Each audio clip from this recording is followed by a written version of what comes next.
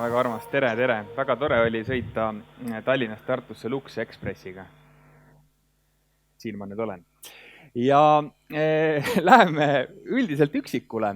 Ma tahan tutvustada teile ühte formaati, mis on väga rahvusvaheline oma olemuselt ja mida me siin Eestis implementeerisime. Selle formaadi nimi on laulukirjutajate laager. Ja see tähendab seda, et tuleb võtta 3 andekat inimest, panna nad ühte tuppa kinni 1 päevaks, umbes 8 tunniks ja siis oodata, et seal toas sünnib ime. Ja täitsa võimalik, et ime võibki seal sündida. Me oleme laulukirjutajate laagreid korraldanud päris mitmeid ja ma demonstreerin teile ühte lugu, et te kuulete ka seda kõlapilti, mida on võimalik siis saavutada 8 tunniga. Ja kui keegi ära tunneb, kes laulab ja mis on loo nimi, siis hiljem veel eesti keeles, siis võib hüüda kõvasti. Auhind võib-olla on ka, ma ei tea, mis kotis kaasas on Tallinnast.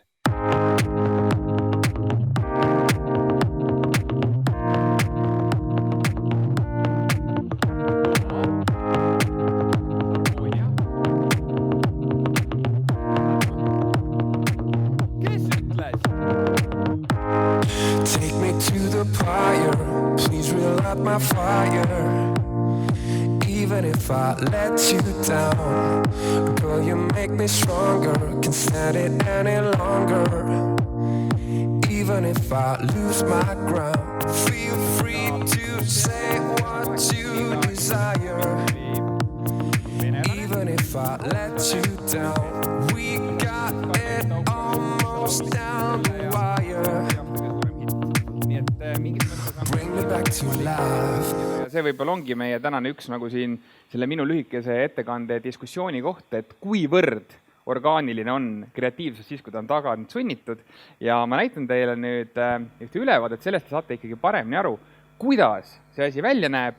See algas Eestis 2016, kui Tallinn Music Weeki, Music Estonia ja siis Eesti Laulu koostöös tuli Eestisse külla üks äge Rootsi produtsent, sealne teile muusika suurkuju Ben Maleen, kes õpetas meid välja, kuidas seda formaati teha ja peale siis esimest korda me jäime seda siin ise tegema. Tere tulemast Tallinna kesklinna hotelli Estoria, kus kogu 9. korrus on täis muusikuid, laulukirjutajaid Eestist, Rootsist, Inglismaalt, Soomest, Poolast ja Venemaalt. Ning praegu alustame seda lõiku tagant otsast. Just lõppes teine laulukirjutamise päev. Nagu näha, on avatud esimesed õlled, tuju on kõikidel ülev. Valmis on kirjutatud kokku 17 laulu 2 päevaga ja nüüd kohe vaatame, kuidas see kõik algas. The first camp I arranged by myself was probably 2000 or 2001. And I think that actually was one of the first arranged camps in Sweden. Esimest korda hommikusöögilauas kohtunud erinevate riikide muusikud jagatakse laagri direktori Ben Maleeni poolt 3-liikmelistesse tiimidesse. Kokku on meeskondi 8 ja aega on neil ainult õhtuni, et teiste ees oma laulu tutvustada. Tšau, sina oled siin taas. Tšau, jaa. Jälgime nüüd lähemalt, kuidas õnnestub eksprompt koostöö Stig Resta, Eva Talsi ja Evert Sundja meeskondades.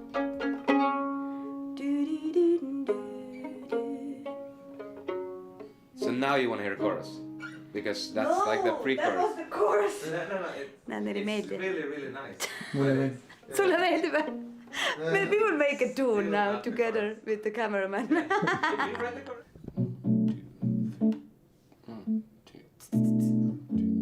Is it okay to play?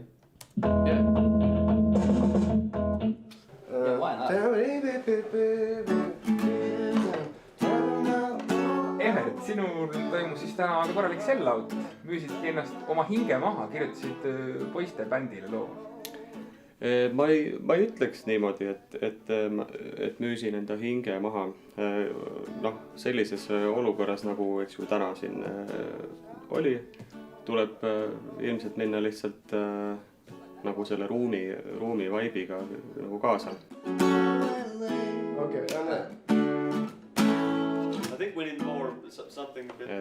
Tundus, et see hakkab sinna kraavi kiskuma, siis lihtsalt tuli sisse hüpata, aga muud midagi. Sort of a more original approach. You think can we start with that?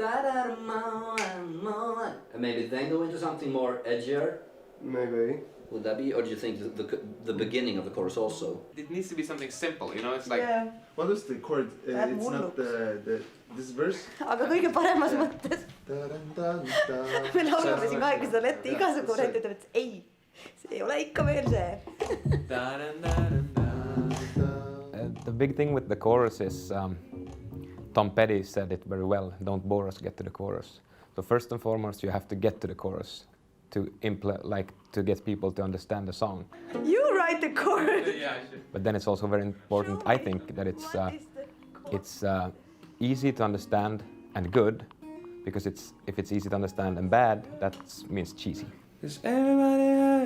But it needs to be really, really simplistic, in my book at least.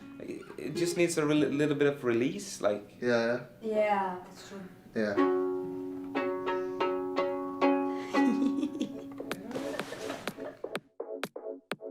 Tšau! Tšau! Tere! Karl-Erik! Rõõm! Tervist! See on su tulevased konkurendid, kõik neid sa tead, eks ole? Jaa, muidugi. Jaa. Ma olen palju kuulnud teist. No ma ootan sellist värsket tuuleiili, mis lööks mind pahviks. Arvad, see on võimalik, et see tuuleiil on tekkinud 3-4 tunniga siin poistel ja tüdrukutel? Ma arvan, et selleks võib kuluda võib-olla isegi 3-4 minutit, et kui on õiged nagu inimesed koos. Praegu vist harjutada. Jaa.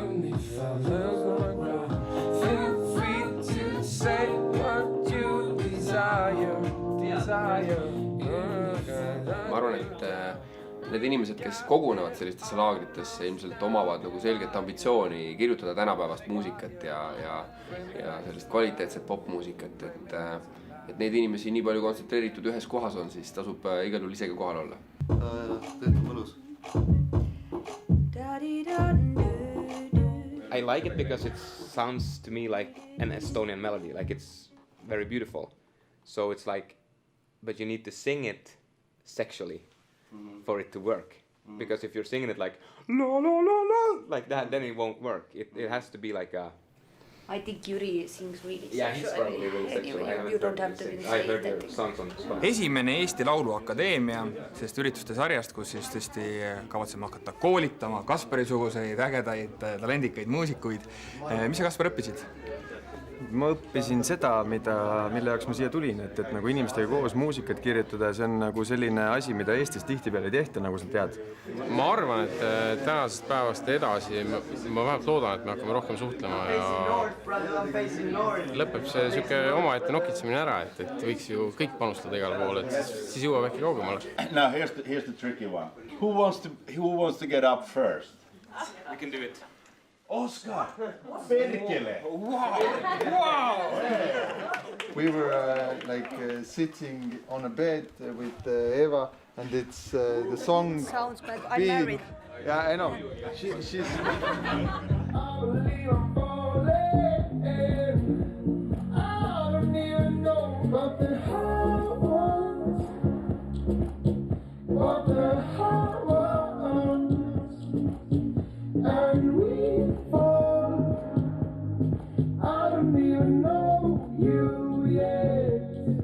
Why is it so that Sweden is ruling the pop music world? Because we're the most anxious people on this planet. So, and we're a small nation that need to export. So, and now we educated so many songwriters and producers that the unemployment rate would, be 2 digits if we didn't keep on exporting. So it's just plain survival. I'll never be over the way I feel. I'll never be lower when you're not here. What does it take for Estonia to be as successful as Sweden is in pop music? I mean, when people ask me about the secret, I say it's because we collaborate so well. Because we do, actually. We compete and we collaborate within Sweden. Me oleme siin juba Eesti poistega arutanud, et järgmine laager tuleb ilmselt minu kuskil kas maakodus või kellegi stuudios või et see on äge. Selles mõttes, et eks meil oli kõigil vaja vaja oma siin ringis ka saada nagu lahti sellest asjast, mis meid on ju tegelikult vaevanud, et igaüks teeb oma ette ja keegi ei julge ega taha teistega nagu väga palju koos jagada seda asja.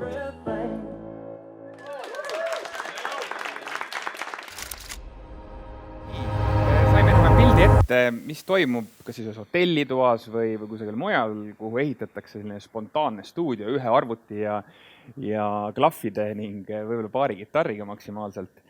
Ja kui ma võtan siit paarist asjast kinni, mis siin videos öeldi, siis mäletate seda kohta, kus Evert istus seal vingus näoga tugitoolis ja ütles, et äkki peaks originaalsem olema.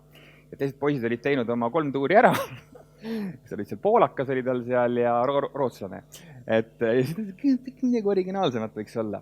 Et selle poolest näiteks meie enda produtsendid ja laulukirjutajad saidki väga palju krediiti Rootsi kolleegidelt eeskätt, kes olid üllatunud, kui vabalt siin veel mõeldakse. Sest et Rootsis on teatavasti ju popmuusika on tööstus, kõige otsesemas mõttes ja häbenemata, et seal on need formaadid ja kõikvõimalikud formularid nii paigas, et seal ei osatagi niimoodi võib-olla mõelda nagu eestlased, nii et võib-olla siin on selline küsimus, kuidas hoida seda meie oma teatavat hullumeelsust ja heas mõttes ka oskamatust alles. Sest et ka Vaiko Eplik on kunagi öelnud see intervjuus ajakirjale Kitarr, et miks ta niimoodi üldse mängib või miks me tegelikult Vaiko muusikat arvastame, on see, et ta ei oska mängida, ta pole õppinud. Ta häälestab kitarri valesti ja siis tal tulebki see niimoodi välja, et ühesõnaga selles teatavas oskamatuses on oma võlu.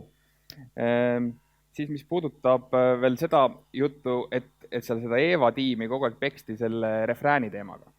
See on nüüd jällegi hea näide sellest, kuidas üks produtsent, hea produtsent, sest tõesti need Rootsi tüübid, kes meil siin kohal olid nagu väga heal tasemel, noored kutid kõik, et nad saavad aru, mis nagu töötab ja mis ei tööta. Aga rohkemgi veel, kui tema tsiteeris siin Tom Pettit, Tom Petty ilmselt ütles selle lause üldse kusagil 80-ndatel, see päris pikka aeg tagasi juba, et ärge meid tüüdaki, jõudke kohe refräänini, siis näiteks üks uus tuul, mida me laululaagrites tähele panime ja mis ongi rootslastele õpetatud ja mida siin nemad edasi kannavad läbi maailma on see, et kui me täna tarbime muusikat ju hästi palju Spotify'st, siis tegelikult on salm muutunud isegi tähtsamaks kui refrään, sest keegi ei jõua muidu refräänini. Et kui see salm hakkab ära tüütama, siis et ühesõnaga on läinud asi kuidagi väga huvitavalt teistpidi. Ja ma tahaks teile ühte näidet lasta selle peale, kus minu arust üks salm ongi huvitavam kui refrään, mis me seal tegime. See on nüüd üks Rootsi naisprodutsent, Cassandra, oli ruumis koos Keter Jaani ja Kaspar Kallustega ning mis oli veel väga silmi avav, küll väga vähestele. Mina käisin seal natuke neid segamas, tegelikult sinna ruumi ei tohi minna, kus seda tööd tehakse.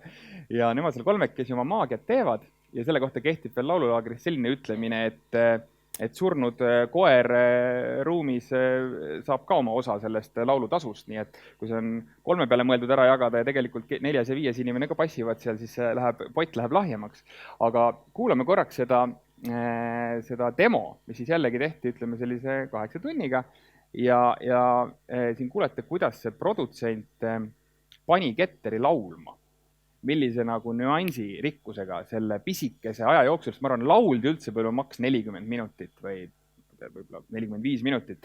Et kuidas ta pani Keteri laulma ja just oma nõudlikkuse ja nägemusega ja siin on nüüd jällegi see salmi teema.